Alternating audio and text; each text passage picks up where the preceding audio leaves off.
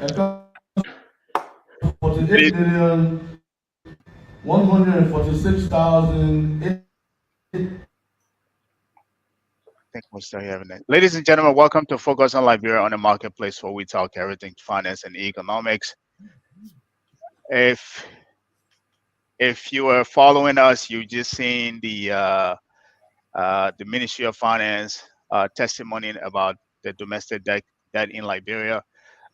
This is something we've been talking about, and today I think that testimony is something that we would like to dissect. First, we want to talk about the discrepancy that we've been talking about here. We also want to talk about, what that means for Liberia, this level of borrowing, that level of debt. As you've heard, we're at $1.731 billion right now. That combines both domestic and external debt.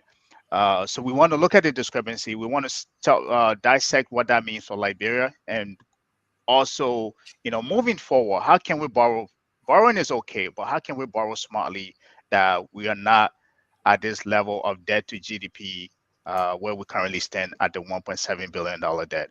Again, welcome to Focus on Liberia. It's a pleasure to be with you here. I am your host. I have all of my co-hosts here: Larry, Depu, and Alex Swimming. Guys, welcome. Thank you, Gabriel. Yeah. Thank you, Gabriel. Depu, you're on mute.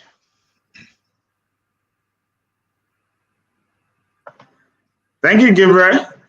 Yeah. So I know you guys listen to the clip. Maybe you watched the testimony. There was a lot said in there. I will start with you, Larry. Give us an overview of what you think about the testimony and what we've been talking about here. Maybe you can take 2 minutes or so. Well, the one thing that caught my attention was the deputy minister saying CBL debt. Well, first of all, the central bank doesn't have debt. Any debt that's on the central bank books belongs to the government. So It's actually, it's just a pass through. The government is actually using central bank instruments to actually borrow money. So it's not really central bank's debt. If he wants to argue that it is in fact central bank's debt, where is the central bank going to raise the money to pay that debt? Because the central bank doesn't collect revenue. So that's the first thing that kind of grabbed my attention, the distinction, whether it's central bank's debt or whether it's the government of Liberia's debt. It is the government of Liberia's debt. The second thing is the 1.7 billion he's talking about. That should be important because, well, somebody has to pay that money. Mm-hmm. So every citizen in the country owes an obligation to make sure that money gets paid. And as that money is being serviced, as that debt is being serviced, something else is not going to get paid. So it's going to get interesting when you have an economy, a global economy that's contracting. At the same time, you have debt that is rising year over year over year. The debt has been rising. So, it'll be interesting to see how it's going to get paid. But we'll dissect the whole hearing. And we'll kind of make some clarity around what some of the things that we're saying, whether it was accurate or not accurate. Yeah, thank you. Yeah, Larry, contrast to that is you always hear the government through the Minister of Finance will say that, for example, the IMF told government like Liberia to stop borrowing from the central bank. So if you liken that to the commercial bank, the borrowings by the government like Liberia from the commercial bank, it said that the government is borrowing from the central bank, because we always hear that in fact the IMF told the government not to borrow from the central bank, and the Minister of Finance has always stated that these days we're not borrowing from the central bank. I understand what you're saying about the pass-through. Yeah, well, the government is in fact actually borrowing from the commercial banks, because every time the central bank issue a debt instrument, whether it's a note, the legacy notes that he's talking about, the legacy bonds he's talking about, or because right now they really focused on bills, on CBL bills. They even have some inflation index bonds they have. I don't even think that thing is selling. So they actually be borrowing from the commercial banks, because who's the people who's buying these bonds or these bills? It's a commercial bank. There's maybe, I think, around 154 individuals who might be investing, but a majority of the people who are buying it is the commercial banks. So the government is borrowing from the commercial banks. It's the same thing that happened here in America, happened in Europe, happened in Japan, and every other country that has a central bank. The government borrows money from the general public through the Federal Reserve Bank here in the US, through the central bank in Ghana, through the central bank in Liberia. So the government is borrowing money from the central bank, from the commercial bank. Commercial banks, yeah. Yeah, it is true. It is true that, I mean, it is unambiguous that the government is borrowing from the commercial bank. But should the government borrow, for example, from commercial bank reserve by way of the reserve requirement, or should the government borrow from the central bank reserve, Liberia's reserve? Is that what the government always say, that they'll stop borrowing, or they're borrowing from the central bank? Because there should be a distinction between borrowing from the commercial bank versus borrowing from the central bank, as we always hear the Minister of Finance say. Yeah, the reason why the IMF told them not to borrow from the central bank, because you can't have your central bank financing your debt. Central banks financing your debt will only lead to one thing. You're going down a slippery slope, right? Central bank financing your debt will only lead to the fact that the central bank will probably end up tapping into your reserve over at the Federal Reserve Bank in New York. Every major central bank out there have an account at the Federal Reserve Bank in New York. Sure. That's what makes the Fed unique. But if you start tapping into your reserves, that's going to create a problem for your balance of payments. You can't be borrowing from you can't have the central bank financing your debt. So they've stopped that, right? The other thing is, I don't want to take up too much time, because our brother Depu, you look pretty anxious to say something. Land, I will give then Depu can come in when you land. Yeah, Larry, go ahead. Depu will come. So they can't continue borrowing. They stopped the whole debt financing from the central bank, which is good, because it leads to either you're printing more money or you're drawing down on your reserve, and that's going to lead to issues with balance of payments, and eventually the country will have some serious economic crisis. So they stopped that. That's good.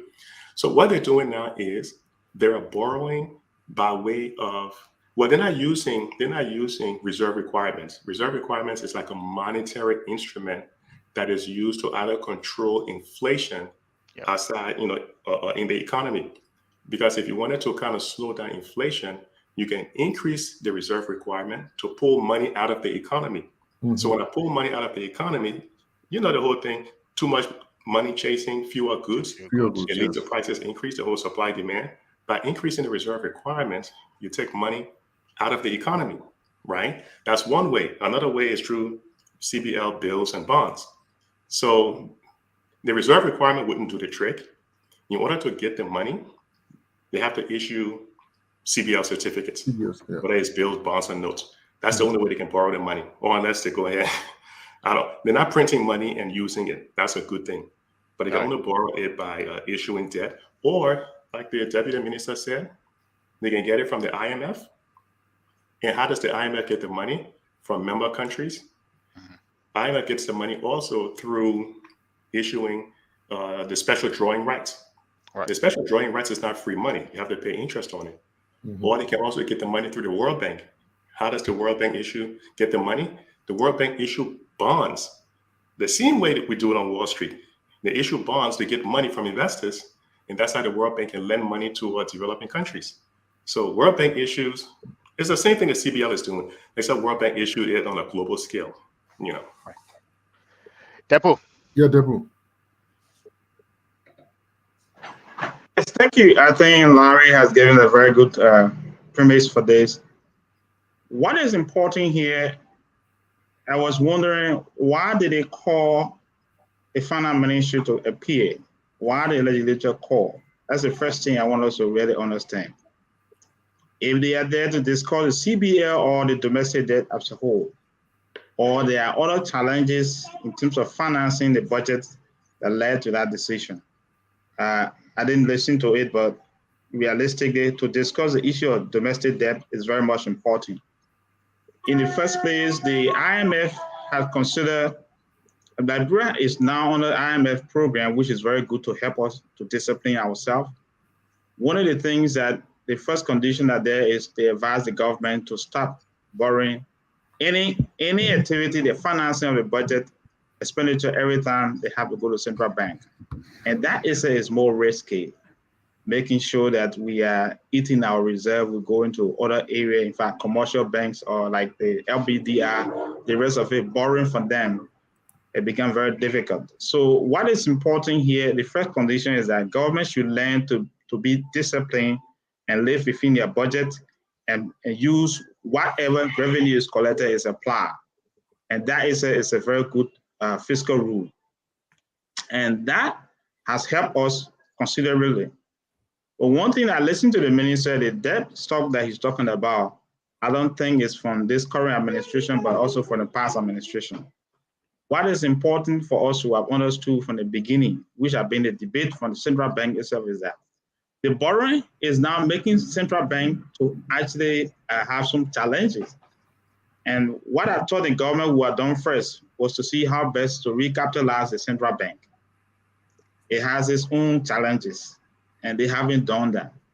And to go back and start increasing the debt, I think it was better that the IMF became like a police or inspector and say, look, stop, don't do this, because it's going to risk the economy and where we to go out of reserve. Having said that, what is important here is that it is advisable for any government to make sure that in terms of debt financing, to take into consideration the domestic debt, because financing, paying domestic debt also stimulates the economy. But I know that the Ministry of Finance, the Deputy Minister focused on more on the central bank, and I think that one of the things that have actually brought contraction in the economy is that the inability of the government to finance domestic debt for customers and vendors that are actually operating in the economy. That's one point that I think if the legislature have called, and I was on the panel, I will ask them to see how best they can address how to pay vendors, businesses that are stimulating the economy. So that's second point I want to raise. And the last point here is that how do we really reach at this level? We're talking about 1.7 billion. Exactly. And that is very much alarming. So that means that extended debt might be around 1 billion and domestic debt is down 700 million. Yes. This is very much alarming. So I think these are the 3 points I just want to stress first before we go further. Thank you. Yeah. So, you're right. To address your earlier question, there was I think somewhere in February there was a meeting of one of the session of the legislature of the Senate, and they were discussing about the budget vis-a-vis domestic debt payment. So Senator Darius Dillon raised the issue about the understanding of the domestic debt. Why are we paying this money? Say, for example, last year we had in a budget to pay domestic debt. We normally will have a performance report from the previous year to the current year before approving the budget. So if we from year in, year out, we're continuing to pay domestic debt.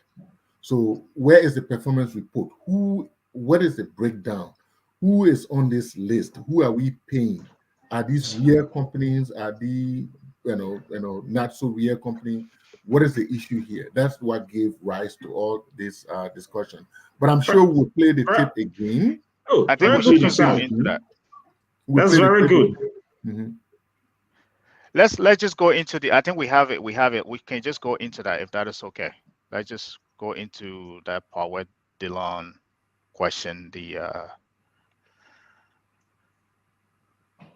Yeah, please go ahead. Thank you. Thank you, sir.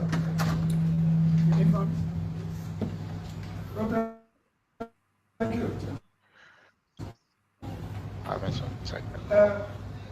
Distinguished colleague, this matter is not to wish harm anybody. This matter is in line with our responsibility for check and balance, transparency and accountability. The minister read figures, some scary. I think I heard my colleague from Babolo even got scared and said, let's just sell the country.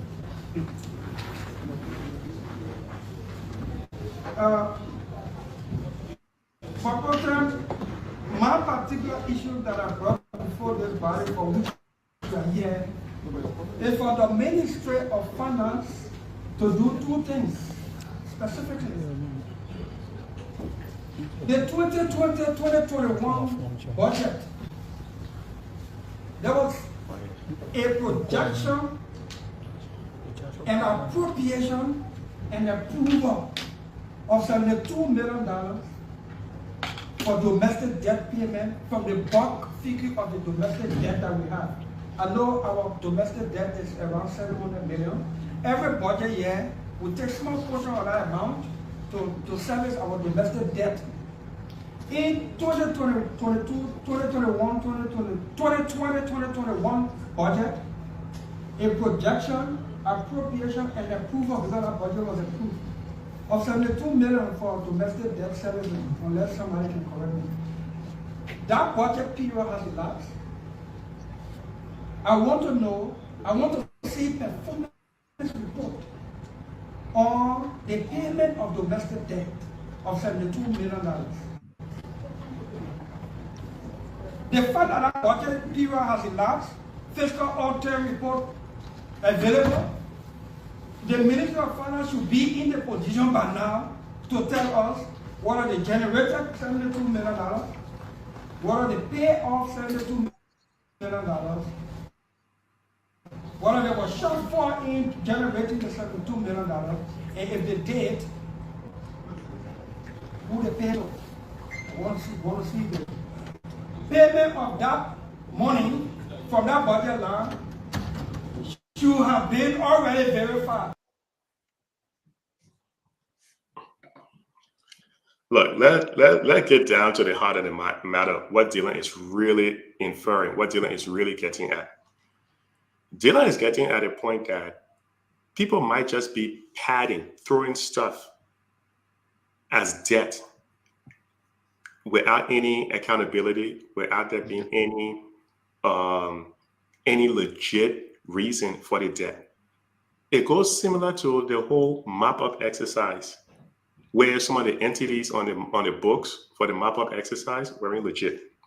So the way how I see it, it looks like Dylan is suggesting that the numbers, the whole 72 million that was appropriated for debt servicing, he wants to know who are the people that got paid, Right. what was the services provided, what were the goods and services provided to the government, because I think Dylan is hitting on something. Because if no one can account for the sort, like what is being spent, who is going to, this can be another avenue for corruption. This could be another avenue for money laundering. This could be another avenue where the Liberian people are being duped and money are being spent without any accountability. So that's what Dylan is really focusing on, this internal debt that they're paying out. And it was kind of crazy because there was situations where they say anyone can just come up to the Ministry of Finance and say, you owe me money, and they will put it down. And then at some point later, they'll have to go vet it. What kind of system is that where devil can show up at my door and say, look, my man, you owe me $5.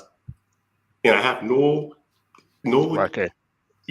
no trail, no evidence, no audit trail to show how I end up owing him. That's what Dylan is really getting at, you know. Yeah, that is true. That is true, Larry, because I know sometimes back, a few years back in the, I think it was after the Judy Bryant government, there are a lot of things that went on with domestic debt. So I think it was KPMG, an auditing firm, international auditing firm, had to come in to audit, right, to establish to authenticate the balances that the government owed to people. Mind you now, sometimes from government to government, there's this situation with shell companies being created, and people just create companies, and then that was very commonplace from the Judy Bryant government, coming on, and something that over the years we as a country we have practiced, right? We've adopted from government to government, where people form companies, and then to do a service, to provide a service to the government or to any ministry, and money change hand, but service does not change hand. So those are the things in the past that all these debt were audited to ensure that the authenticity of those debt, whether we receive value for money.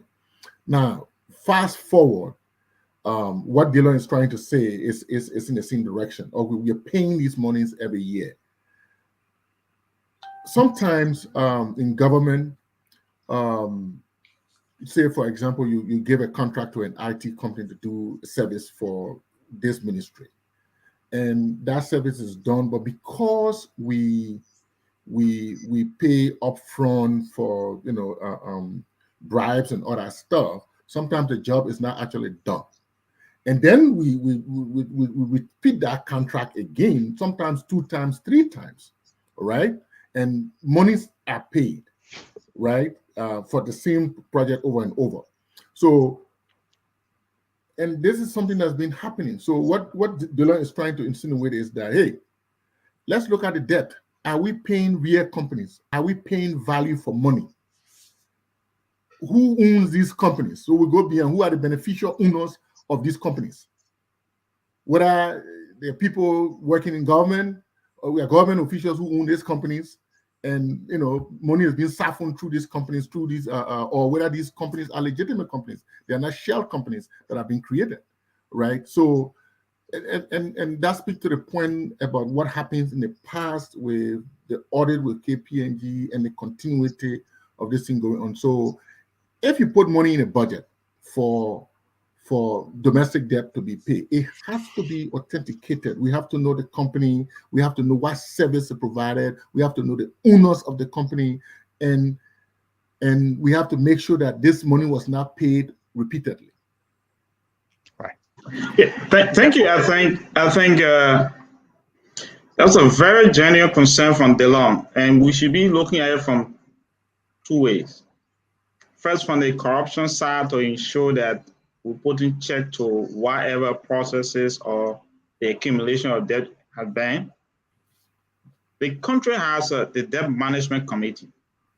They do. And the debt management committee should be in a position to review every fiscal year what will be considered as domestic debt, genuinely based on the appropriation from the budget, and based on the audit from GAC, and all these things have to take place first before you make a determination that indeed this is clearly a domestic debt, and there should be a timeline for that.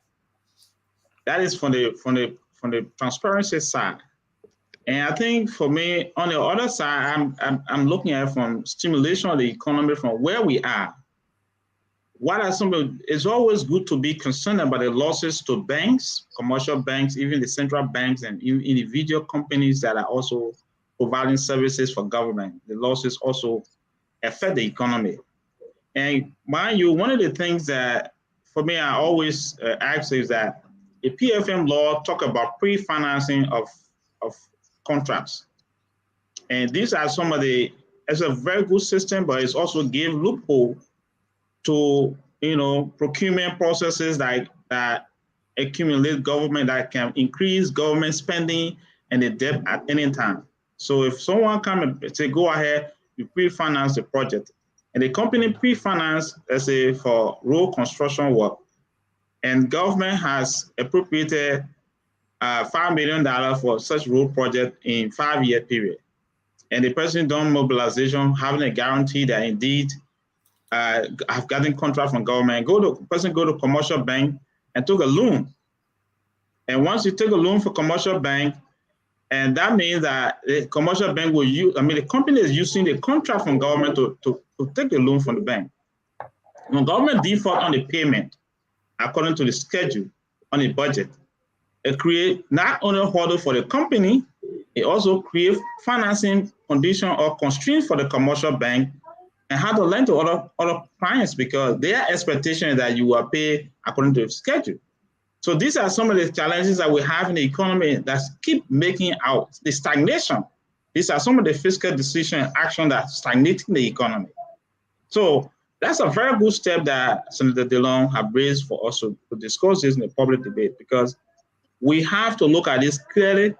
The budgetary adherence, budgetary adherence is a serious challenge for government. That indeed, we have 50,000 for road work, and our budget for the year is 50 million, and we're not going to go beyond this. Whatever revenue generated should be spent and taking the expenditure as is. But off-budgetary expenditure always constrain government to go beyond, and these are the reasons why we are having huge domestic debt accumulation. I have a question for you, for all of you, and I think, Deadpool, you raised that question.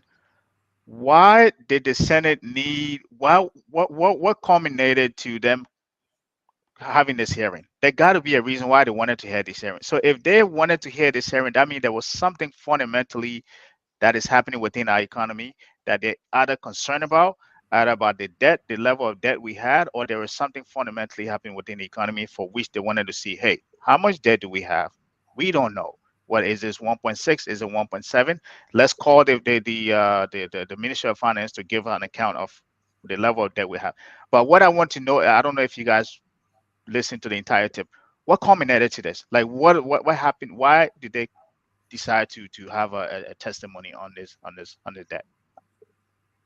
Well, I will start by reading a comment from Martin Wiyama Brown. He writes, "I really blame the legislature. Frankly, these guys are behaving like they have no clue to perform oversight. How can you pay a domestic debt of previous fiscal year without presenting any performance budget report?" I think from what I follow, I may not be right. Mm-hmm. It was a different Senate hearing. I mean, Senate meeting. Yeah. Their normal Tuesday, Thursday meetings, right? Because the budget discussion has passed already, and the budget has passed both the House and the Senate. Mm-hmm. All right. I'm not sure. I haven't heard whether this 2022 budget has been approved by the president, but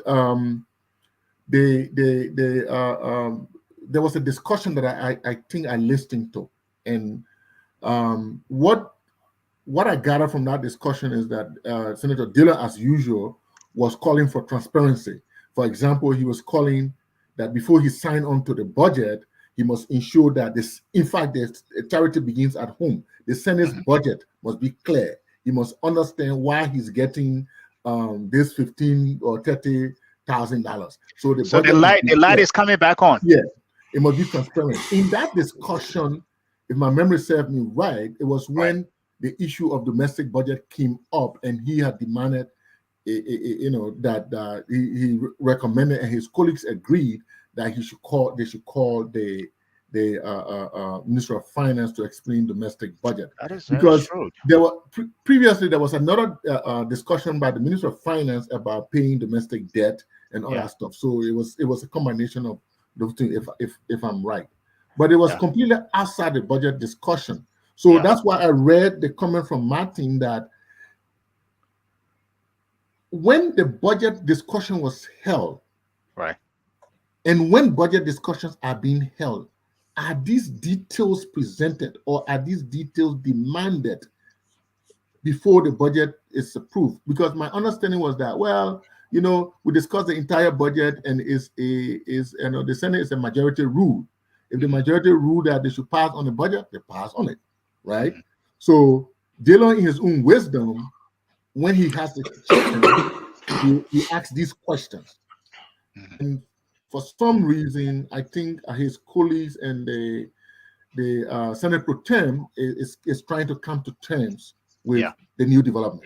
Yes. Right. So hence, that was why they called the Minister of Finance. Thank you. And I think to his point too, the Minister of Finance has a separate section on their website where they have these details in terms of debt management. I think they publish it every quarter. So if you go there, they have a debt management report that they put out. I think the last time I checked, it's about 25 pages or less right? It gives a detail of the domestic debt and the external debt. So to their point, even though they don't talk about that in public, but it is out there. Larry. So I will say three things. Jimmy Eastman is making some good point, but I would say three things. And let me just give you the scenario, and you tell me, why you think it's necessary, why Dylan did what he did. So let's say we have $72 million in the 2020-2021 budget. I decide to set up 6 teams. I'm going to give them $72 million to go out there and pay this debt.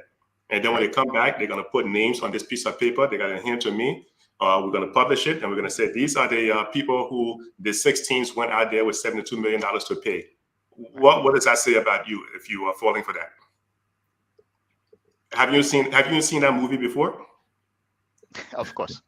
That was the whole mop-up. It was the entire mop-up. That was the sequence of the mop-up. So, so I think what's driving this is the fact that in the 2022 calendar year budget, you have a little, either it's around 100 or something, it's around 100 million or a little bit more than $100 million in total debt servicing. A good portion of that would be on domestic debt. Again, who are we paying this domestic debt to, right? Because bear in mind, the debt has been rising year over year over year to the point now that the IMF has put Liberia in a situation where we're at a moderate risk of debt default. Yeah. Right. And the only reason why our risk of debt default is concerning because our economy is completely based on the extractive sector. If something happens in the global economy, the Liberian economy is going to tank. If the price of iron ore were to fall, the price of gold, the price of different commodities were to fall, rubber, Liberian economy is going to tank. So, like Jimmy Eastman was saying, here's a situation where we have what is called stagflation. You have a slow economic growth. At the same time, you have rising interest rates. That's a problem. Other countries can sustain that debt to GDP ratio. Who has the highest debt to GDP ratio? Japan. It's like over 200 or something percent of the total GDP. It's extremely high. But Japan also, I believe they either ranked number 1 or number 2 in terms of holding US debt. Japan actually lent billions of dollars to the US economy. Liberia can't afford to do that. So Dylan is right. We've seen this movie before. You put out 6 teams, you did a mop up. We have no accountabilities. Some of those people there who you are paying do not exist. Now you're putting money into the budget. You haven't given us a report in terms of who we owe this debt to. The second thing is, where do you think the money is coming from, the domestic debt? Where do you think that money is coming from? It's coming from the commercial bank. Commercial bank. What do commercial banks get their money from? They get it from the depositors. So when you have a 29% non-performing loans, that is going to impact the whole financial sector. It is. You can have a high, because the non-performing loans percentage should be around 10% according to the CBO, right? It should be around 10%. It's almost triple that. So that is a big problem. Dylan is right for calling this. I wish the Liberian people would pay close attention to this because they need to follow up on it. But what Martin Brown is saying is true. We need to have these checks and balances. We need to check the executive branch. The legislature need to check them. They can't just say something and people buy it and just take it, as a written, the word at it, because the people have been burned before. So don't take the word at it, right? So I think that's what's driving it. What's in the current budget? Where are the performance reports for accountability? So Dylan is right. I agree with him on that. So I had I'm glad that I know in a way he fell off, few, I don't know, but I think he is putting back his wisdom hat again. And I think I agree with all of you. This is something that needs to be done, especially if we're at this level. This is something that we need to do to hold these people accountable. Maybe do that maybe every month or every quarter, let them give a report in front of the entire Senate to keep them accountable. I'm glad that he brought this up. It's never been done. People you will never hear comments about these in the Liberian Senate. So this is a refreshing, Senate testimony that we get to listen to. But the biggest question I wanted to pose is to Oli. The biggest question that I have here, right? We've had this debt. I know we've talked about it throughout the year when every time the budget come out, we will see the debt. I know they usually it's just like a bulleted footnote that they put on. Nobody pays attention to it, but we do pay attention to it. And we highlight is that now we're at 1.7 uh, billion dollars, right? At which the World Bank owes about 55% of it. The central bank is at 41% of it, right? What do we need to do to borrowing? For me, the way as somebody who works in the banking sector, borrowing is okay, but I encourage smart borrowing. If you borrow money, you take 100,000 from here, put it towards something good to make sure that you have enough cash flow to be able to pay down on that debt. So when you come back tomorrow, you say, "Hey, I want another 100 million." I'll be able to give it to you because I know you have a good history. But we've been in this pattern, right? What we have borrowed our way up through this entire administration, and there is nothing to be able. We haven't slowed down, right? And through that borrowing, there's no infrastructure, no economic, as you pointed out, there's no economic growth to say we're putting our money towards infrastructure growth or economic growth to say that will pay off maybe 5, 10 years, 20 years from now on. So we'll be able to come out of this. None of that is happening. So my question that I want to pose to you guys: what are some ways that we can encourage some small borrowing? What do we need to do as a country besides what Dylan has raised, where we can be having maybe quarterly testimony? What other ways do you guys think we can have encouraged to have small borrowing in this government or the previous one, the next one? I know it's a loaded question. Alex, you want to jump on that, or you want to? Yeah, but first of all, the government borrowings, say, if you look at, for example, Gabriel, if you look at the current budget, what was all this noise about the money that was being borrowed from the World Bank and the IMF? What was projected to be, what projects were identified other than budget support and things like that? So Nothing. Right. what projects were identified by the government?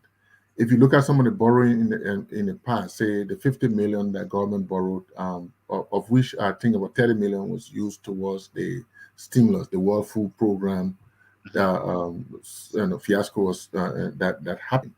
So we need to borrow. Say, for example, today we are discussing about, and Gabriel, you know a little bit more about that. We're discussing about Ghana, right? Yes. Ghana right now has an issue with With debt. debt.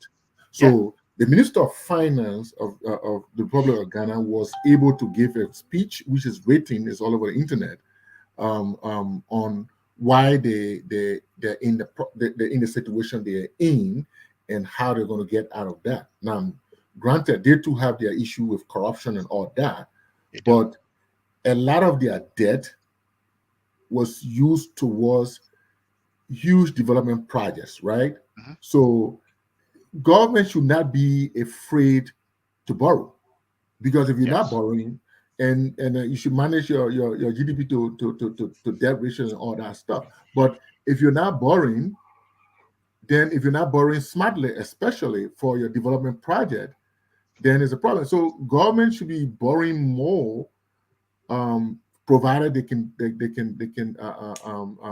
stimulate the economy with more revenue growth. Right. Government could borrow more with smartly borrow into development projects. Like now we have an issue with electricity. Yes. How do we borrow to fix our electricity problem? How do we borrow smartly to fix our road infrastructure, or how do we borrow to invest in tourism? So something that will have a high rate of return in terms of revenue generation. So those are some of the things that we'll look at, because if you cue from Ghana's example, even though yes they are in trouble, but where did this borrowing investment go? They went into projects that are paying off, and they have the ability, they have the strength to generate the revenue to get out of the trouble over the next few years. Yes, they do. Yeah. Larry. So borrowing by itself is not bad. And again, Martin is saying a great thing. Borrowing by itself is not bad. Over the past 40 years, in fact, borrowing, having deficit, it's not bad in of itself. Because over the past 40 years, there's only been 2 occasions in U.S. history where they've actually balanced their budget. And the U.S. is always coming up short and always increasing their debt ceiling. A lot of developed countries out there, they tend to follow a certain economic model that's saying, look, if you have a slow economy, the best way to jumpstart the economy is to actually borrow. But here's to answer Gabriel's question and to the point you're making, Alex. If you're going to borrow, you have to take that money and put it to its best use that would generate revenue for the country and will lead to economic growth. If you're going to borrow and just take that money and put it to some white elephant project, you're wasting your time because it's not generating growth. In fact, you're increasing your debt. No, you don't have revenue generation, and then you're going to run into a crisis. You're going to run into a debt crisis. So, Ghana right now, the IMF labeled them as being at a high risk of debt default. They downgraded their credit rating too, actually, by the way. Yeah. And in fact, Ghana has the ability to go, because Ghana has credit rating, they have the ability to go to the capital markets, right? They can float what is called a euro bond. It's just a bond that's denominated in euros.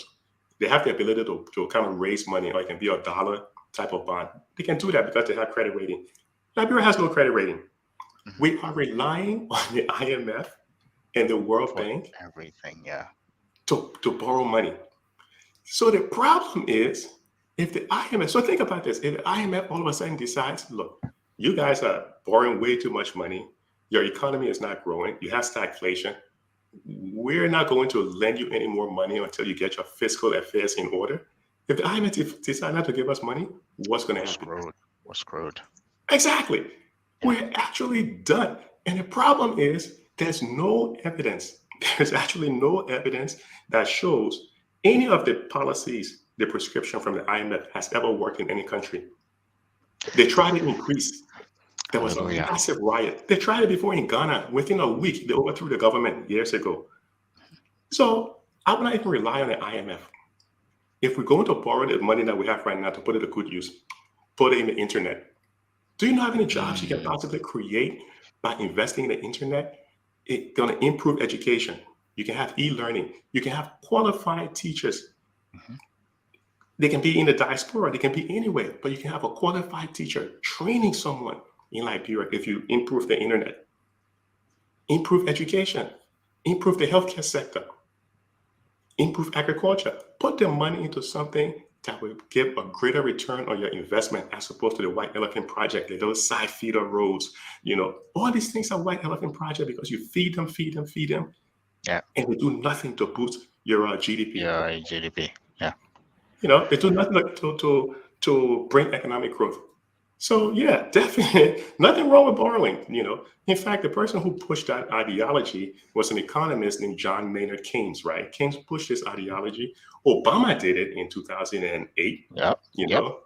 Biden is doing it with the Build Back Better. They borrow a ton of money, right? But they put it to its most effective use. They go to start building bridges. They start fixing roads. Mm-hmm. What happens? They put people to work right in there. But if we're going to start doing roads and stuff in Liberia and we're bringing people out of other countries to go and do their roads, that's nonsense. The money's going to leave. Yep.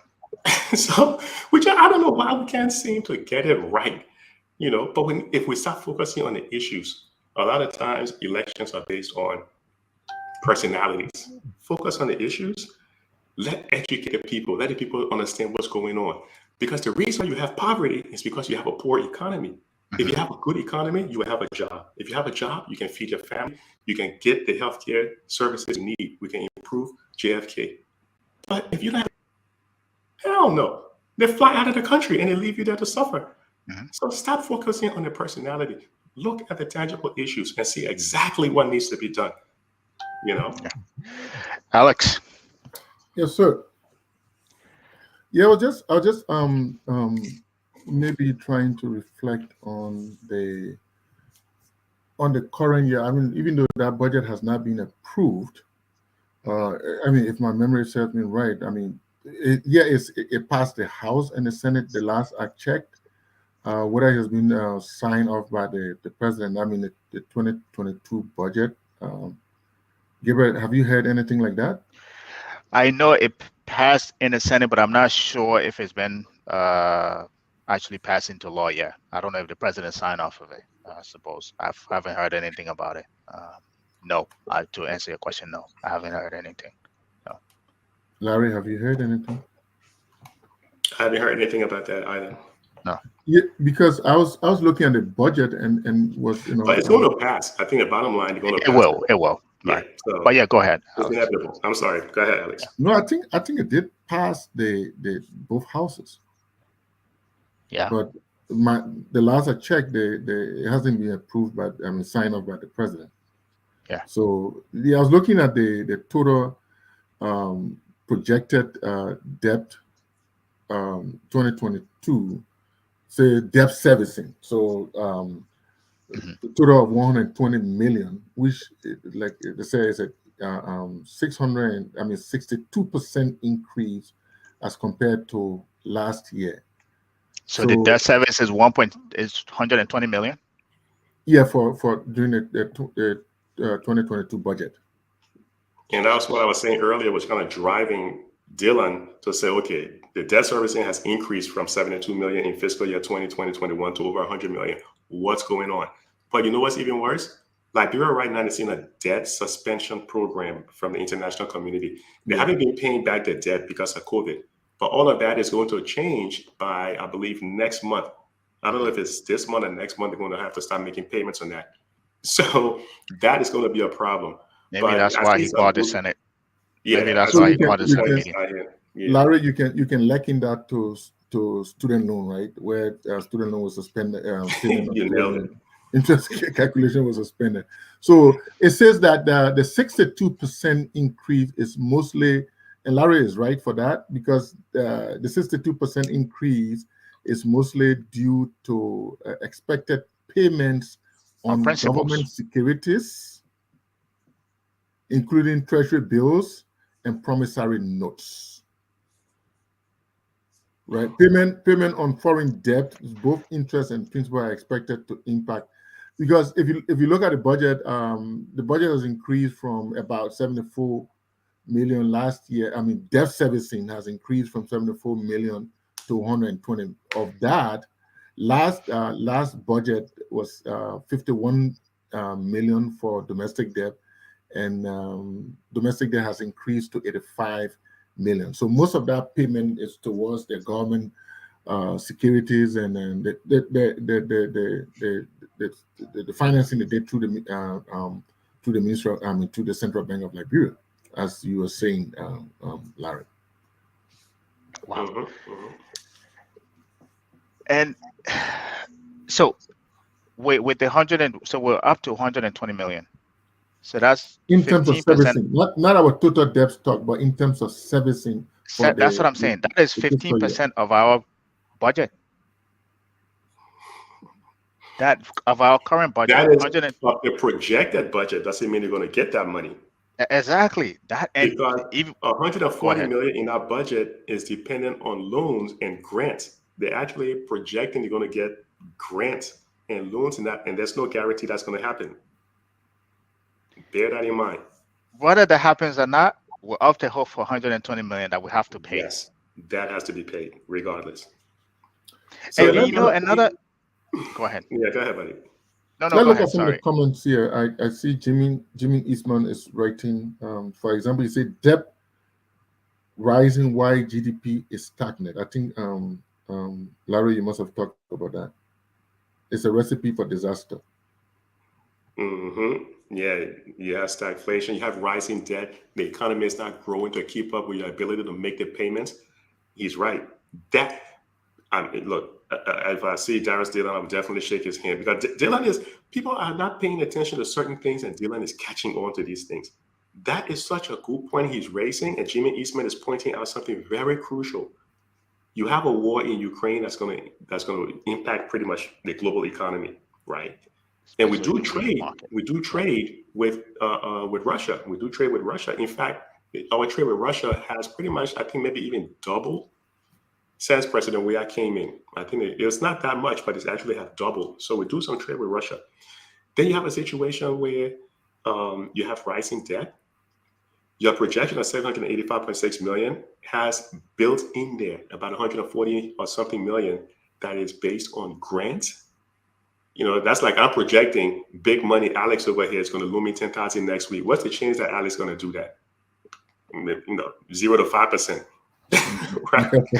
You just underestimated Alex like that. Don't do that.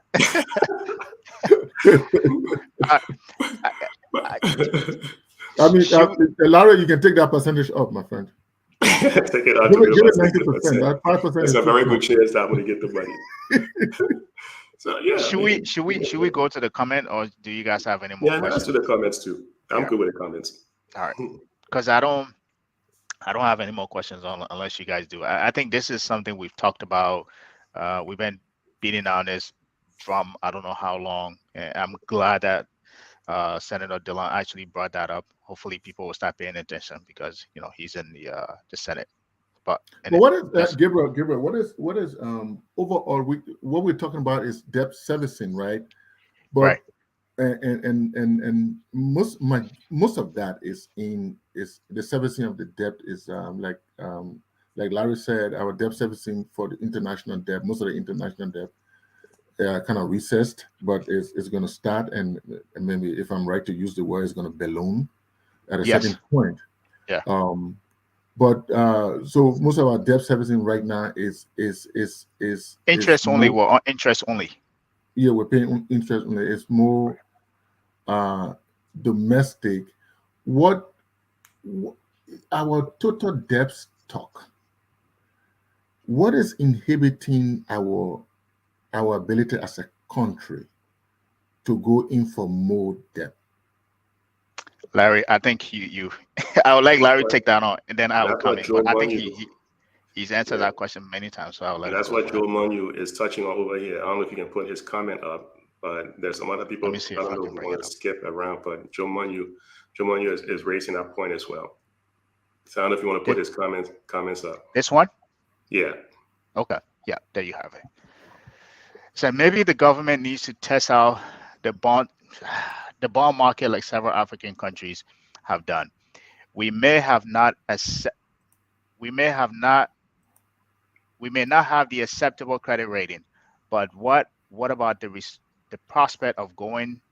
Jesus, you don't want to do that. What is about the prospect of going junk bond route, like Milken did for some of the developing countries in the 80s? Larry, I think he called you out literally, but I'll let you go. Then I'll give my thoughts on that because I disagree with him. It's a complex question, but he's right because look, no country has ever developed without building a financial sector. I said this, and a few people in the government said, no, you don't need financial. They don't understand. If you look at the data, you need a way to transfer money. You need a robust financial sector. You need a way to borrow money. You cannot grow your economy. And when I'm talking about growth, I'm talking about consistent growth where you're creating jobs. Because right now the population growth rate is around 2.7%.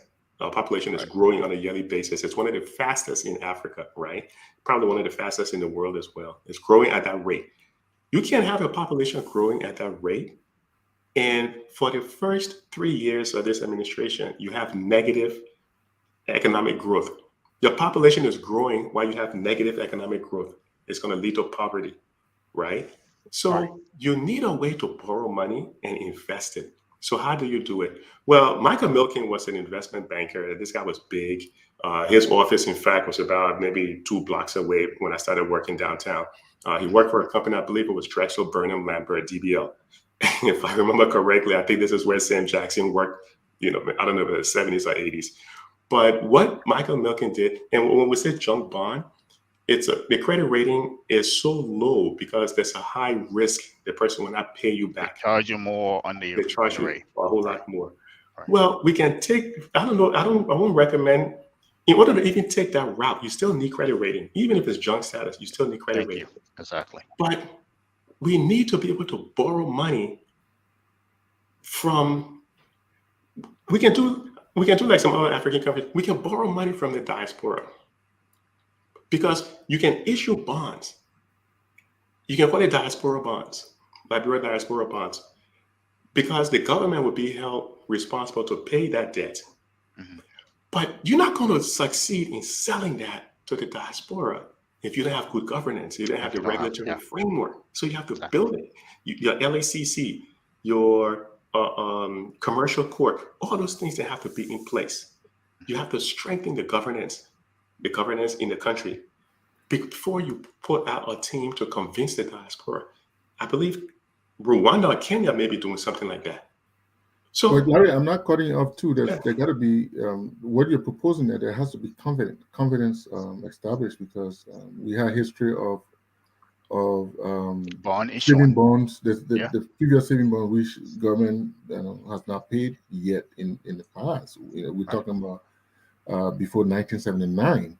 Right. That these bonds, these saving bonds, were given to our fathers, and these things have not been paid here. What is in fact, currently, fast forward to now, some of these T-bills and things that the central bank have been issuing, most of them have been issued to the commercial banks and maybe some other individuals. What is the rate at which the government is servicing these things, and what is the That will credit attract people to do that that. will Right. attract people to put money in Right. there?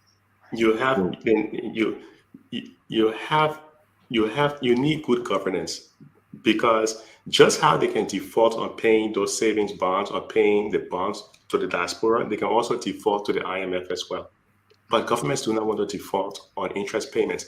This is the reason why when the sanctions were put in place against Russia, Russia still had to service its debt. Russia couldn't service its debt because the US put sanctions to them. They couldn't use US dollars to service that debt.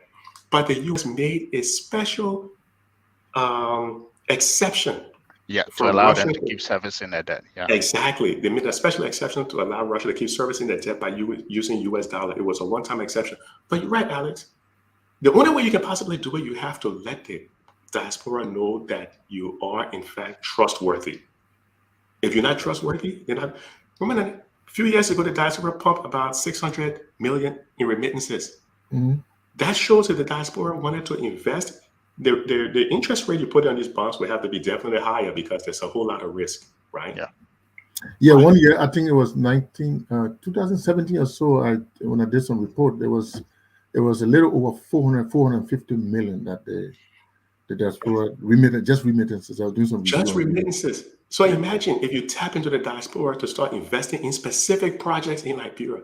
So you want to build a project. Let's say you want to put up a road construction. You know, the diaspora can invest specifically in that one project and collect the interest on that because at the end of the investment, their bond will mature. So, for example, you buy $1,000 the Liberian diaspora bond. Because bonds pays interest semi-annually, like every 6 months, you will collect the coupons on that bonds every 6 months, right? And then let's say it's a 10-year bond. At the end of 10 years, not only will you have collected the interest semi-annually over a period of 10 years, 20 coupon Okay. payments, Principles. but you'll collect your principal at the end of the Yeah. day. It's a very good investment, but you need somebody to sell that to the diaspora. You need good governance in the country to show that you're trustworthy. And you can't just go and raise, 10 million in diaspora bonds and then you go use it for some nonsense. Because then you put yourself in more debt, you put yourself at a higher risk of debt failure, Yeah. and you just make things worse. Yeah. So, Joe Manu, we But could do I mean, something like that. What I Gabriel, wanted to say too. Gabriel, before you say something, there's Emmanuel Jackson's comment on you need accurate. Can No, you let put me that just on? respond to Someone says this the guy's government is comment. not trustworthy. Right. So Well, what I Percy wanted to say, Harris. what I wanted to No, say not the to, government is trustworthy. The one he said you need accurate financial data for borrowing. yeah, But Gabriel, go ahead. what I Mhm. wanted to say to Joe, I think maybe Larry has already covered all of it, right? I'll give you the case of Puerto Rico, right, which is Mm. right next door. Since 2014, Puerto Rico issued debt. Right now, they're in a hole, $70 billion. The U.S. government can bail them out. the creditor, the us-style creditor, the people that subscribe to it, these investment banks in New York, they're not budging. They want to reduce the interest payment since 2014. They've been fighting with those people. They can they haven't been reduced. That's 8 years they've been fighting with them, to the point the U.S. government has just been silent on that, right? And the reason why I think we can't go the junk bond route is exactly the same reason that Puerto Rico is in, the same reason that Detroit actually, what the city, I think it went bankrupt, right? They did. We don't, first of all, we don't have the credit rating. If even we get a credit rating where it's actually a junk status, you do that, it will bring us to the same level that we're in right now, where we're at $1.7 billion and we can't issue it anymore. People, if you put loan bonds like that out, you will get subscription for the international market. I'm not telling you that you won't get, but it will be loan sharks, like the investment banks that will come. They will say they want to invest in you, but they're going to charge you a higher margin for that bond. Do you, with an economy that is stagnant, that is not producing revenue to even service the current debt that it has on his books, on his balance sheets, would you want to go the junk bond status where you're actually levered up to your neck, that now instead of private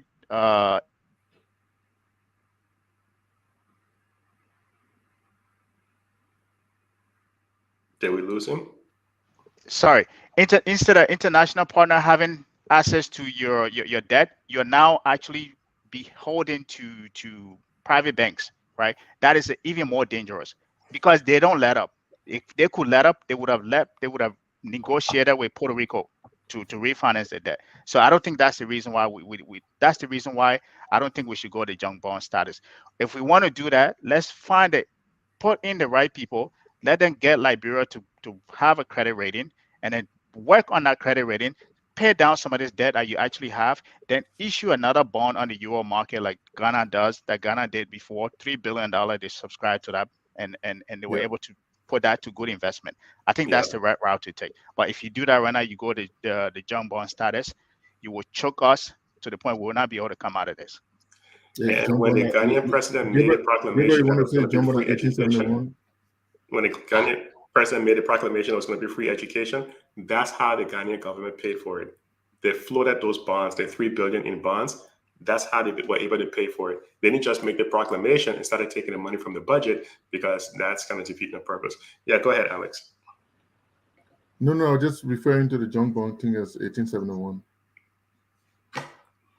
Huh? What you said? You need, so the guy said you need accurate financial data for borrowing from the international. You can put that one up, please. There are two comments Who? From there who? from Emmanuel Jackson, Emmanuel Jackson. Okay, I have to and go then there's back up another one here. from Tukpa Q. Okay. So this is the comment from Emmanuel Jackson. You say you need accurate financial data for borrowing from the international financial market. Liberia doesn't have transparent, accountable economic recording. Highly fraudulent. Um, our financial market. I guess that's what he's speaking to. No, you're talking about data, to have accurate data on our financial records and other stuff, our spending, our debt servicing, like some of the things we're talking about. So he was just alluding to the fact that we need data to be able to put them together. But as you remember, Larry, we're talking about the in our debt stock, the difference between what the government is saying, what the IMF and what the Yeah. World Bank is saying. Accuracy. Right. You know, so those are some of the things that I think Emmanuel Jackson was talking about, that we need accurate data to put out there. Even the way we compute our inflation and all that. Yeah. You know, that data has to be accurate. If you look at the Ghanaian report, for example, that data, that report was based on potent data. All right, and the Ghanaian government, I mean, they have their own issue with corruption, but they were clear. They seem to have been accountable and transparent in putting the data out, and this is the situation we have, and this is how we're going to fix it. But when we keep trying to look good, when in fact We're not. we are, Right. you know, we're not, then, you know, it presents a situation with with the data being transparent and accountable. And then how do we put that right data out there for us to be able to attract the right situation that we want? So that's what he was talking. And then I also like the comment from Tokpa uh, Tupac, uh, Quill.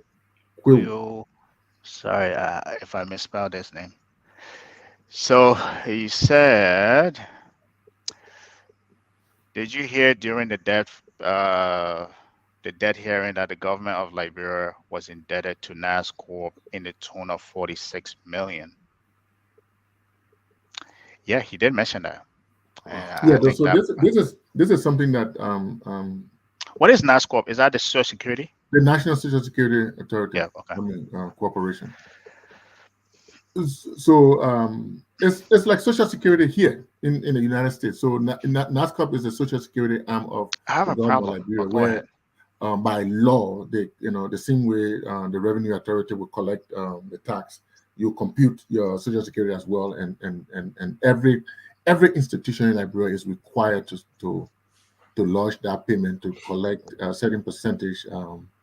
From I think it's a total of it used to be total of three employer and employees contribution. It used to be 3%. I think it's gone up to about 4% or so. I'm not sure what the numbers, but that is something that they collect from every company. Every company is required by law to collect that and lodge that with Social Security. So um, how much they are investing that is another topic for discussion. But with regards to government domestic debt, this is what Tobacco is talking about.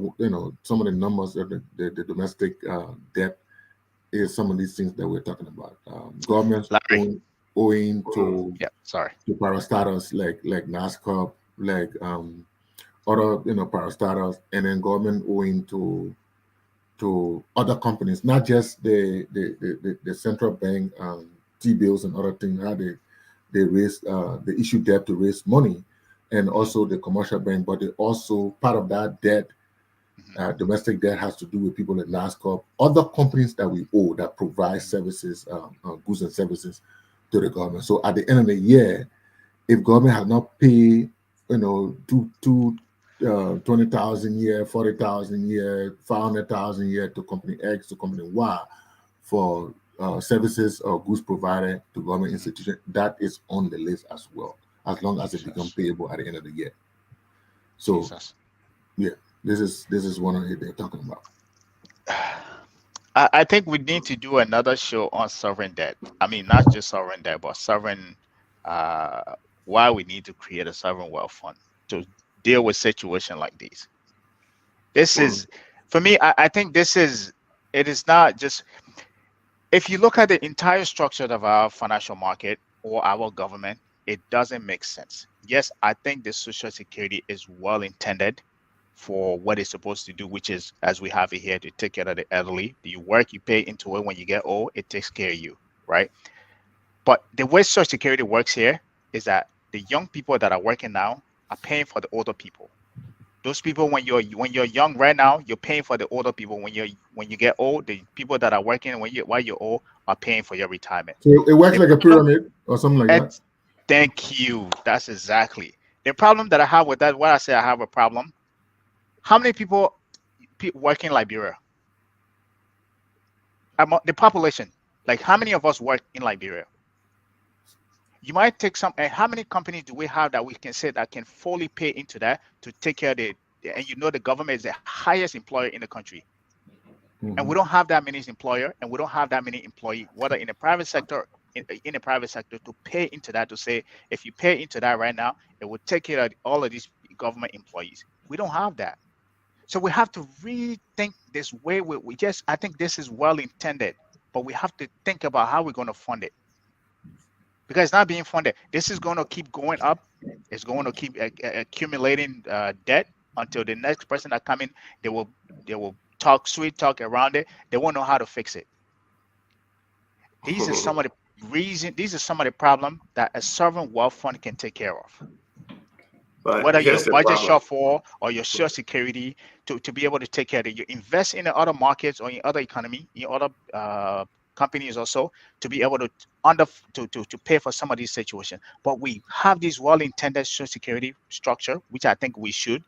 but we have to figure out because the way our structure is as a country, we don't have the structure to continue funding this, and it's going to create a problem. You can take the U.S. government and put them in Liberia, they will still be underfunded with this, with the way our government is set up.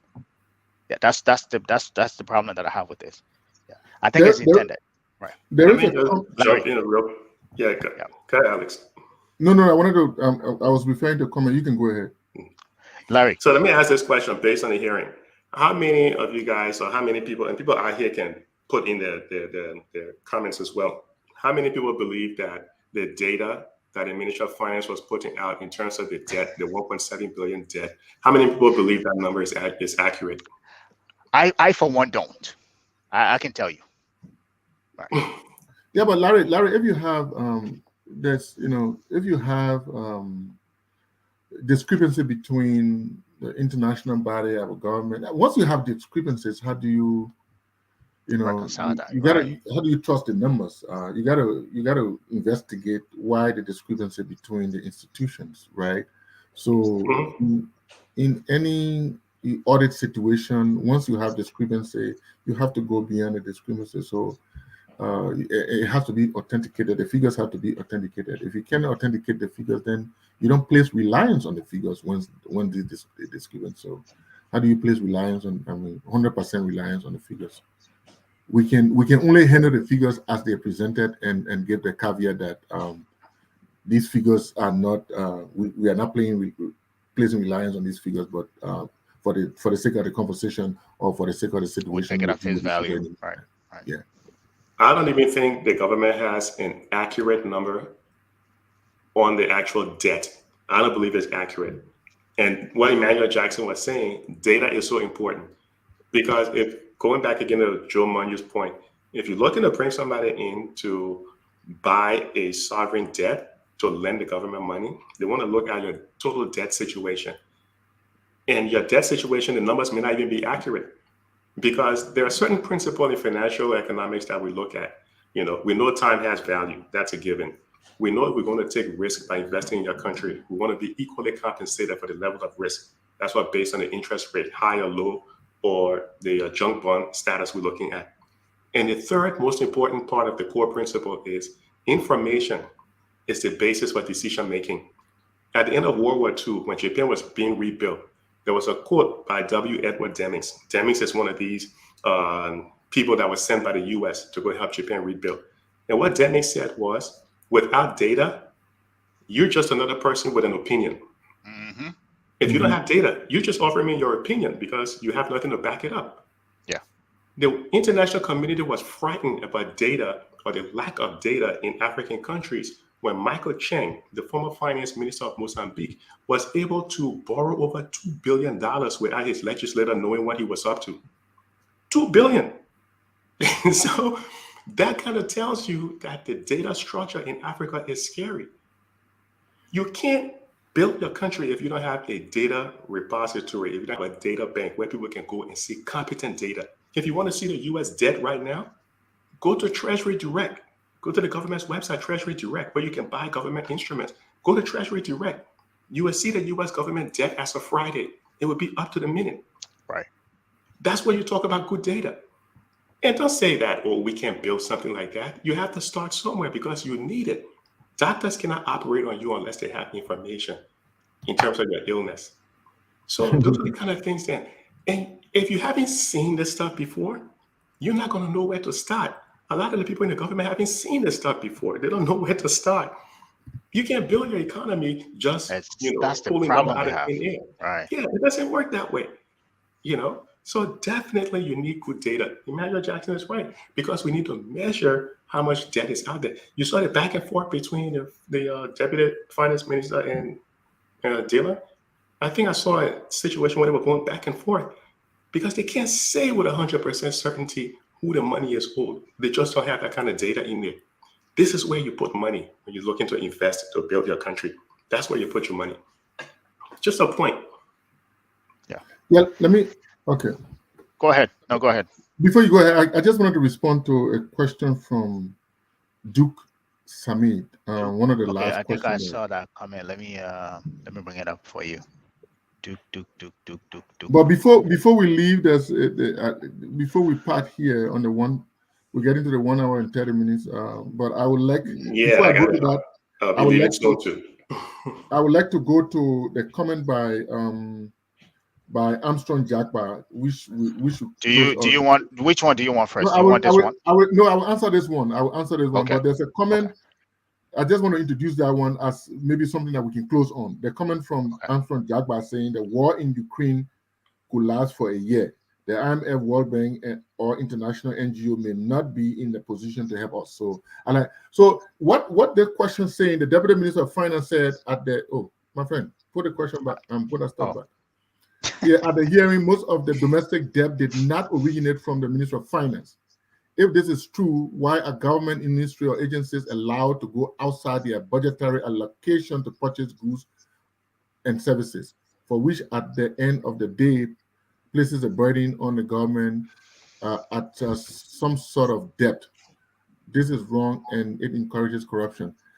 It is not necessarily that they're going outside of their budgetary allocations.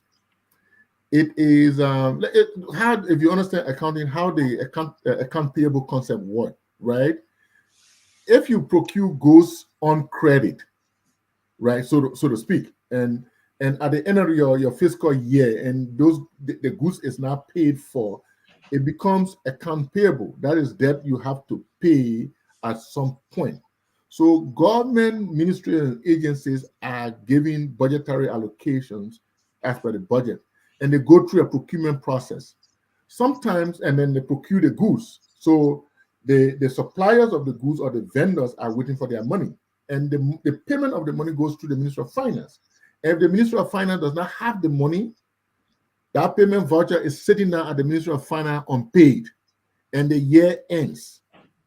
So all the government ministries who are purchasing things as per their budget, right?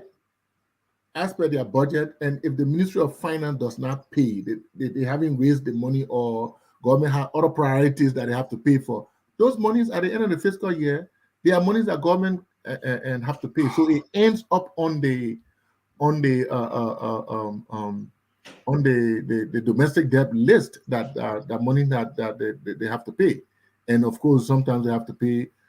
So sometimes too, they do extra budgetary spending. So to some extent, you're right. If it is outside the budget, for example, if there's a disaster and there's no money in the budget and they have to fund that, and companies pre-finance that, at the end of the day, they will owe those companies. So yeah, there's a combination of budgetary and disastrous things that can come about. Or sometimes too, they can have a situation of things that they did not budget for, and they could spend on it. Right. All right. Let me see what other comment we have here. So we have Armstrong. Is it Jaguar? Is it the government or the counties too? Yeah, I heard. They use the county money without their knowledge. Can you imagine? They actually misappropriating the county's money. And I think I heard one of the senators raise that point. When you guys going to give us our own money? Can you imagine that? Yeah, there's this money that sometimes there's a 200,000 flat that they give other county, and sometimes they're county development funds that it's the same thing we're explaining here. Once the government is in crunch and they can, even though government says they're raising the revenue, they exceeded the revenue target, and it is clear that if you say you collect, if the budget is 500 million, government is fund accounting. So if you collect 500 million, you will spend 500 million. That is, so if you project that you're going to spend, you're going to collect 500 million, that's what you're going to spend on your budget. So right. Government comes with a zero balance. Say, I collect 500, I've spent 500 in the budget. So if you're overperforming on your revenue, then how come are you underperforming on your expenditure? How come you're not paying the county money? Because that county money and these procurements that we're talking about, they are part of the budget. We'll understand that towards the end of the year, maybe in the last quarter of the year, because of long procurement process, because of long procedure, some things can remain unpaid at the end of the year, which becomes, in the normal sense, even though it's not in fund accounting, but in the normal sense of accounting, it becomes account payable. That is money you got to pay probably in the next quarter or so. But those are money that are already being budgeted for. So you're only taking it from the last year cash flow to pay that. So it sounds, difficult when you overperform. And sometimes when you overperform on your budget, on your revenue side, remember now, you got to go back to the legislature, as a supplemental to get approval to use that money. Right? Exactly. It's the same way when you have a shortfall and you have to recast your budget. For each time that occurs, you have to recast your budget and you have to go to the to the legislature to get it passed. So it's sometimes it's a little dicey. So Percy here says Social Security is a generational contract. The older generation is not trustworthy, at least for Liberia. I think he's speaking to. And Emmanuel Larry, here. before you go, answer that question. But before you go, I want you to address the Armstrong Jagba comment. But let's answer this one. This is it. Does the tax management link the link with domestic and debt cumulative effects? Does the tax management link with domestic debt cumulative effects? That's a great question. That I don't. I'm not sure. I don't know if any of you guys are. I'm not sure. Let the resident accounting touch on that one. Right. I think that is what I was trying to explain about. And Percy Harris say I should take time here because not all the audience are accountants to understand. Like Larry is already asking questions, or he's wondering. I see his face. So okay, let me back off here and remove my accounting hat. Thank you, Percy, for that check. Go ahead. So it's the same thing I was trying to say about government spending versus revenue generation. So what you generate is what you spend, right? So when I say fund accounting is for non-profit, is for government and things like that. So that's how they do their accounting, is that they are not there for profit making. So what you collect is what you spend, all right? And you always supposed to have a zero balance. So it's the same thing that the debt that are being paid, right? If the debt is not paid at the end of the year, by the end of the year, it has to be paid at some point. So it ends up on the domestic debt, but it is linked to the revenue to the extent that in the budget making, the revenue is projected, is budgeted. So the expenses is projected as well. So it is the debt servicing is linked to revenue generation in that light of the budget.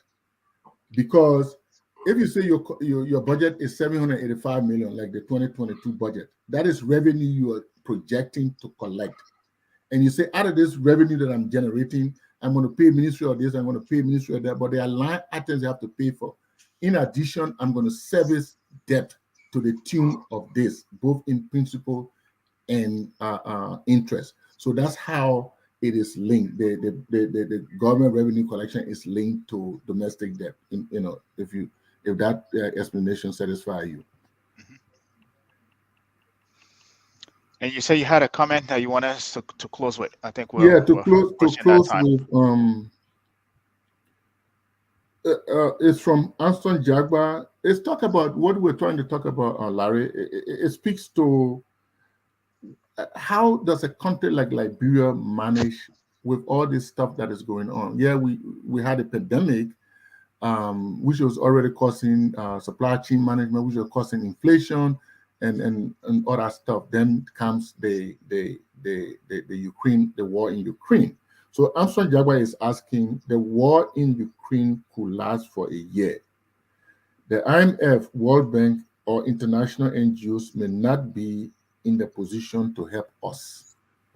Larry, how do we manage with this kind of situation? You were trying to talk about something like our trade with Russia. The right now you see Biden is in Poland, in that area, and trying to see how even European countries who are dependent on, so to speak, on Russian oil, how do they try to turn that around? How does a country like Liberia manage? Yeah, the one thing you have to do Follow. is cut your expenses.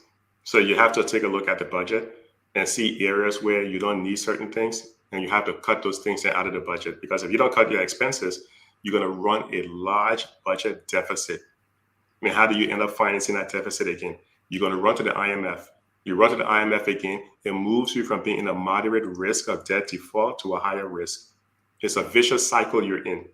At some point, you have to break that cycle. You start breaking that cycle by taking some of the money you have received right now, like in the agriculture side. Don't do the same thing you've been doing. On the agriculture side, you have to find a way to start feeding yourself, because we're importing a lot of stuff to feed ourselves.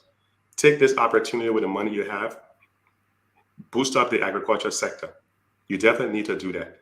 You need to find a way to reduce the cost of internet access. You can put a lot of young people to work by giving them access to the internet. You can put companies to work. You can create opportunities for companies by reducing the cost of internet access. We have very low internet penetration in Liberia, one of the lowest in the world. There's 1.3 billion people in Africa, according to the latest data from the United Nations that came out. 1.394 billion people in Africa. Africa only has a 20% internet penetration. That is one of the lowest. And we know, like, for example, in the US, internet penetration led to about 17 million jobs. US GDP has grown around 3 to 4% per year. Liberia GDP. And this is not me saying. The US ambassador wrote, the US ambassador, not the current one. It's the current one. One of them I know wrote an article saying that by improving access to internet, you can boost the Liberian economy by 2 to 3 percentage points. So we need to take the money we have, put it into a very strategic investment that will lead to job creation and economic growth. Because if you don't do that, you're going to get stuck in this cycle where you're borrowing from the IMF, you're borrowing from the World Bank. They put you at high debt risk. And you eventually, this is what leads to countries, governments being pushed out of office because they don't have a strategy. They don't have a strategy. So we're in a situation, you think we would have learned our lesson from Ebola? When Ebola hit, what happened? All of the international partners fled the country. GDP tanked. Job creation was out the door. We didn't have internet access, so information couldn't pass around quickly, and we lost nearly 5,000 people. People died from Ebola. So we're not making changes. We're not making smart, challenging changes. We're doing the same thing. But yeah, my recommendation would be take a look at the budget, cut out wasteful spending. Who do you need? You need some efficiency experts. When I was in Houston a few years ago, when my friend Joe Jackson was being brought in as CDC chair for the CDC party in Houston, there was a young lady, I think her name was F1 or something to that effect. She was doing a presentation on Six Sigma. She holds a black belt. I was impressed. This is something that we talk about all the time. Yes, someone who is discussing how to increase efficiencies. But a whole lot of people weren't paying attention, and what she was saying makes sense. F1, very smart woman. She holds a black belt, I believe, in Six Sigma. So yeah, my only recommendation, take a look at your budget, cut out some of the waste, trim the fat, and hopefully the war in Ukraine wouldn't last an entire year. Not to minimize the loss of life in Ukraine, but just want to emphasize that the entire world is going to be impacted at some point because of what's happening in Ukraine.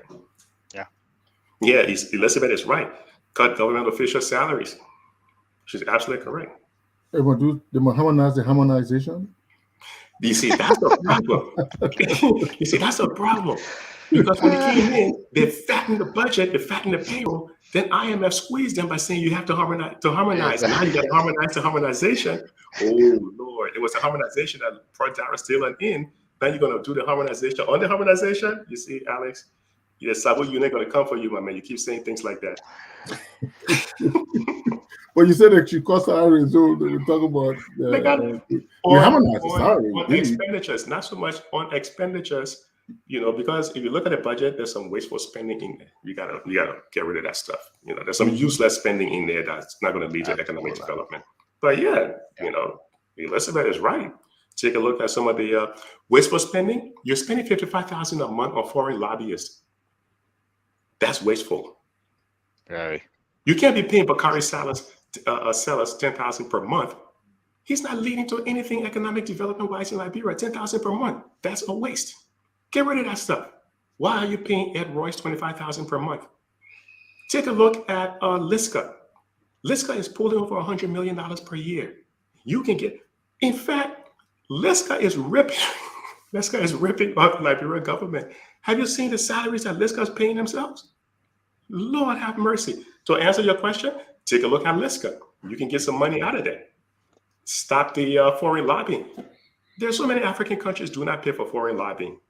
Why is Liberia one of the poorest countries paying $55,000 per month for foreign lobbying? That's waste. Absolute waste. We're like that broke what friend who wants to outrage, but they're not, going and buying all the good things. Domestic travels. There are too many things we can cut down. Like Percy Harris is saying here, commission a blue ribbon panel to study the current structure and proffer recommendations. And what you're saying is in the right direction. Even looking at the government structure, look at there's some of the things that we're trying to do on this show. Eventually, look at the budget structure. Our whole expenditure structure. Where are we spending the money? How do we cut down the expenditure? What institutions are there, that are just lost, that are just there to suck some of the money? How do we look at our whole structure and restructure the whole situation? And especially at this time where the war is going on in Ukraine, we are in election year. We are in election mood. So this may not, unfortunately, this may not be the time, because but Alex, election versus doing the right thing. My man, I gotta go. When I say this may not be the time, I'm not saying that this is not the right time. No, I know. What I'm saying is, unfortunately, we are in election year, and typically, government people or politicians focus on election and winning the next election. So that's why you don't. This may not be the time to now start, looking at government structure and and all that stuff. So, but what you do the right thing regardless of the time, That's again, why I go back to Percy's statement, commission a blue ribbon, and that will look at the whole thing and look at the structure of the government, look at the budget structure, whether the budget is feeding development or is feeding our social welfare, or is feeding other things. This government, I won't take advice from a fly. You think it will bring anybody else in? It's not going to happen. The reason why, because of what Alex just said, it's an election year. That is the key reason why you do not have the government getting involved in central bank activities. Because election year, what? They're going to go and print money and spend widely. So that's why you need an independent central bank. It's a core principle of, if you want to keep your economy stable, make sure you don't have the government influencing the central bank. Very important. All right, fellas, I really have to run, but you guys continue. I'll be watching you on my phone. Thank you, Larry. I think we're winding down now at this point. We should be wrapping up here. But thank you. I think we're running out of time. I don't know if we have any more comments. So this thing that that for example, they had the economic panel the other time. I think it was a year or two ago, and the recommendations, so far. So, I mean, they gave a recommendation. They gave a recommendation. Yeah, they gave recommendations. The one that they invited all these people to, including Samuel Jackson and stuff.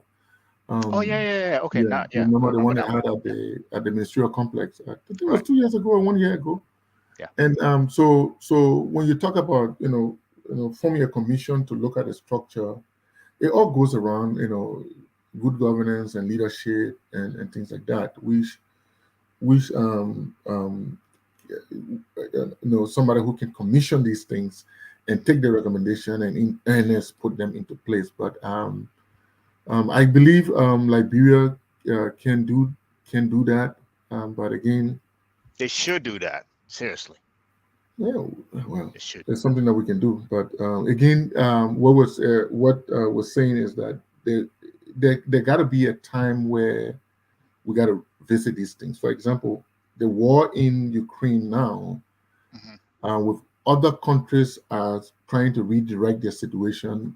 Here is Ghana trying to redirect their own situation with Yeah. the three most important things that happen in the world, Hmm. with Corona being one of them, and now the Ukraine COVID-19 being one of them. Now the Ukraine war.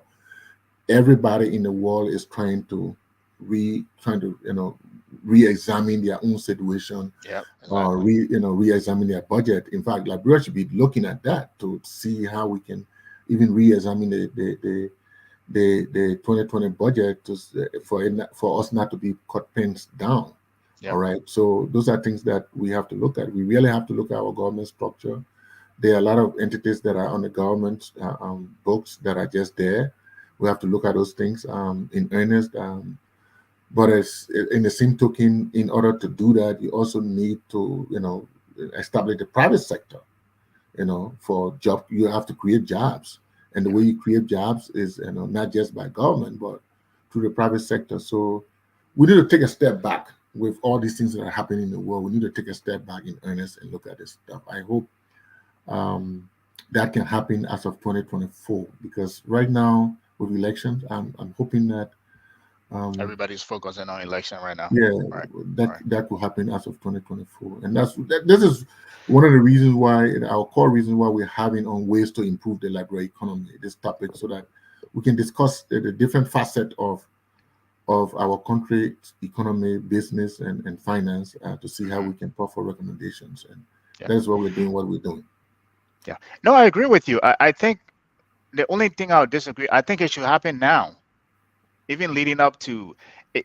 If as I know you mentioned this is election, I know we're going off tangent here, but that is okay. I know you mentioned this is election season. If I were an incumbent, that would be one of my ploy. I will put a team together, say, hey, we're looking at this right now.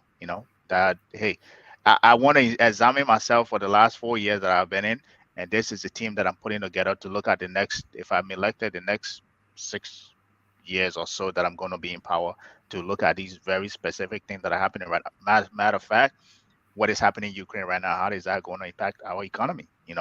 Does that mean, I know Ukraine produces a lot of wheat, right? Does that Mhm. mean, what are we going to get a lot of our flour from? We're not going to get cheap flour from Ukraine anymore. What other sources are we going to look at? I will put a team together right now to look at that, and begin that, instead of waiting to after the election. Because after the election, you just have, you know, at least you have that plan ready. After the election, you just kick it into fifth gear and run with it. But that will give we, you a boost up to your election.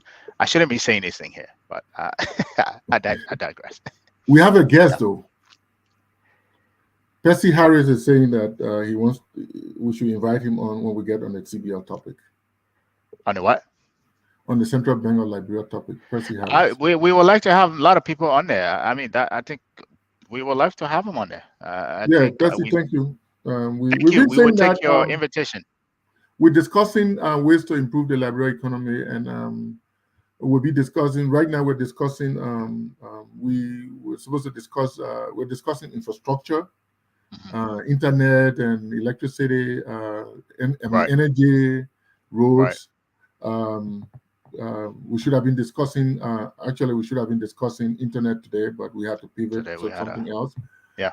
So hopefully, we'll continue with the infrastructure piece next Saturday. Um, so everybody is welcome to come and join us. You can send us an IM message to come and join. You can send Gabriel and I if you're a friend with him on Facebook, or some way you can contact us. You can contact me as well, or you Yep. can contact Dennis Jar or Anthony All right. to come and join us on this discussion. And you can tell us where your expertise lies and where you want to, because Exactly. there's a line of topics we'll be discussing on We'll ways plug you to in there. improve the library Right. economy, and Yeah. we just want to have a discussion to proffer recommendations and stuff to our Right. government. Right. So that's what we're doing here. But before we leave, Yeah. this is out of our topic, but this will be an icebreaker. It's okay. Let's go off a tangent. Somebody wrote here on the recent death of Princess Cooper. Mm. Yeah, Yeah, we didn't do the tabata today, but yeah, that's icebreaker. We the didn't do the icebreaker I'm icebreaker doing today. now. Right. That's the icebreaker I'm doing now. That's Tokpasi Christopher. That's my icebreaker, right? mhm. Before we close the show, this is my icebreaker. Tokpasi Christopher Wuloti Tokpasi wrote. Jesus. We want to That's a know name. That's a why, mouthful. how, when, where, and who murdered Princess Cooper, so that other young women and the public can take precautions. Yeah. I firmly believe Mr. Moses Carter, and Moses Carter is I think he's the police Police spokesman, director. Yeah. for the should have quoted the coroner, pathologist, medical examiner, doctor, etc. Instead of Mr. Carter said no foul play.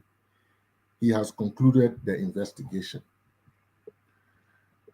I don't know whether that is true because I heard some counter view whether the police said no foul play or that is true or not. But if that is true, I don't know because I saw the video briefly. I mean, I couldn't stand that. I mean, it looks like the person was gruesomely murdered. Yes. Thank you. Yeah. If you saw the video, That's the word.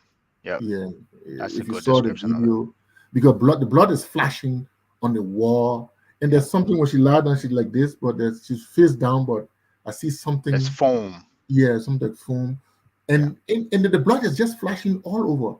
So it looks like her head was smashed against the wall. Yeah. And she was fighting, and she was pushed down. Like the person was trying to. That's how it looked to me. That's It was a just my tussle that description. led up to There that. was a Yeah. tussle, and the person was Yeah. trying for her not to shout, so like silence or bam or hit Yeah. on the wall, and bam, so her blood was flashing all over the place.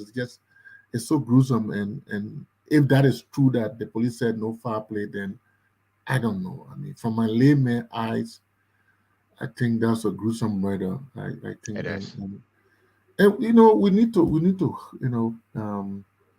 the government need to take action on some of these things because there's so many unsolved murders. So I think people are being emboldened because that was a broad daylight action. Mhm. And because my thing is looking at the video, I just looked at the video this morning. All this while I saw the picture, Right. Beautiful girl and stuff like that. I just saw the picture, but to see that video, it puts me into a different frame of mind. I couldn't stand it, but I said, no, let me look at it and see before I can form my opinion on what may have happened. Mhm. And judging from that video, it got to be a gruesome murder. Yeah. It got to be some gruesome murder because whether she took drink, whether she took something, she couldn't have just been putting herself all over the place and knocking her head against the wall and stuff like that. Or maybe that a witchcraft was carrying her head, right? Maybe the witchcraft.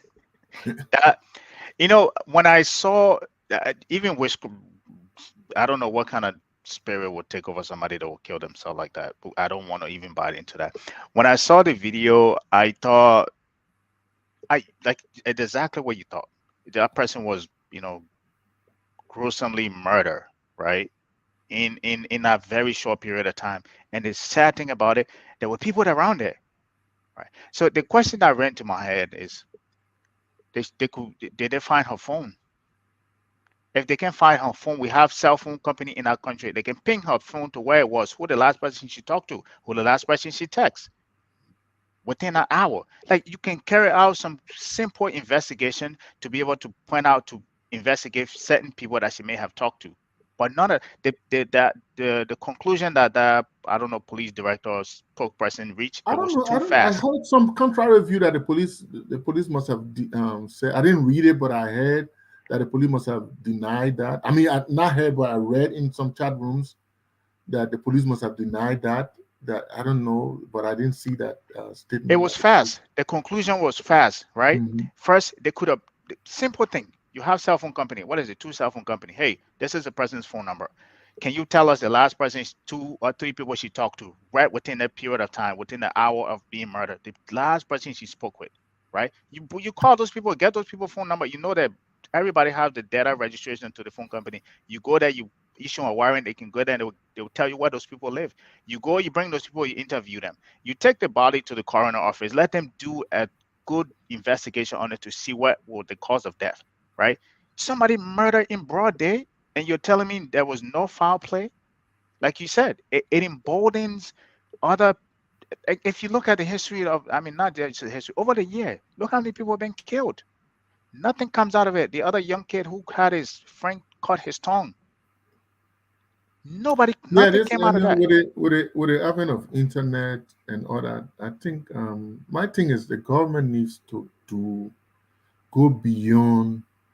It's called to duty, and not even not beyond its call to duty. That's the government's call to duty. Through the national police and the Ministry of Justice to investigate properly some of these things and keep the public We don't we informed don't we because don't do that. this place We it don't. has an It's, effect on our national security. With the issue of LEC and light going on and off, and so when the thing is, when people rationalize the commission of crime by the fact that there is impunity, right? If we do not investigate some of these things exactly. and bring them to proper conclusion, right? Over the years, there are some depth in the way the Ministry of Justice handle these things.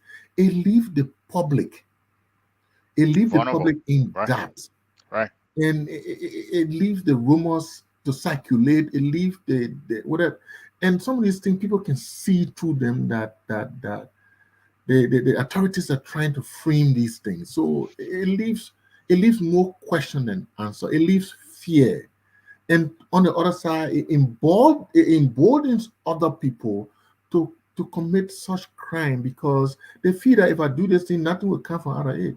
So and it leaves everybody speculating. So I think Yeah.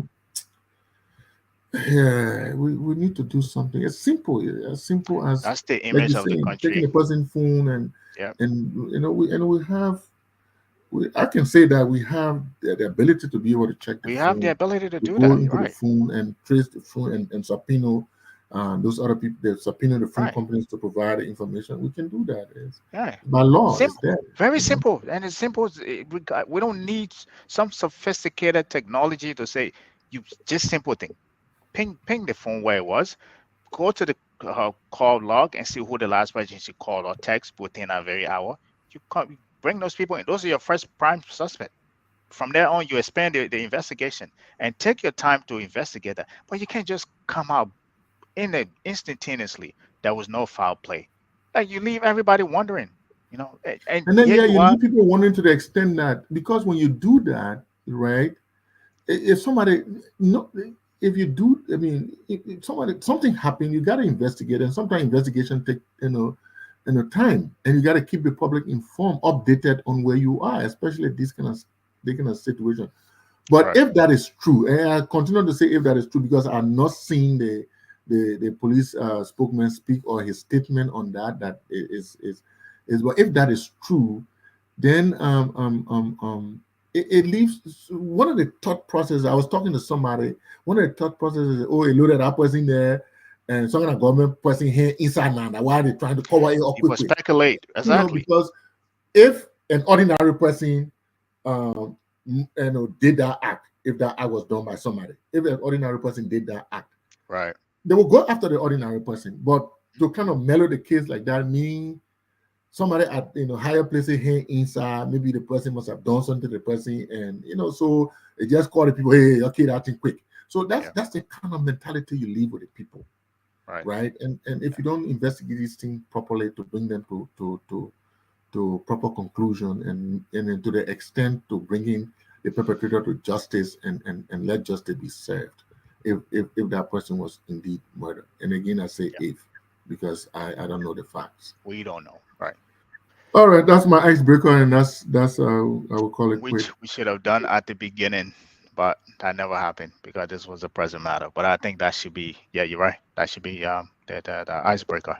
I think we should wrap up. We're almost at the 2 hours mark. Yeah. So All right. we'd like to thank all our viewers here in cyberspace, all the people who commented here. I can't call the names are too long, but at least we try our best to engage with our participant here, our audience, and once again, Percy, I apologize. I went into accounting a little bit, but we'll try to listen to our audience. So this is where we are. But thank you for listening. We'll see us here next Saturday, as always.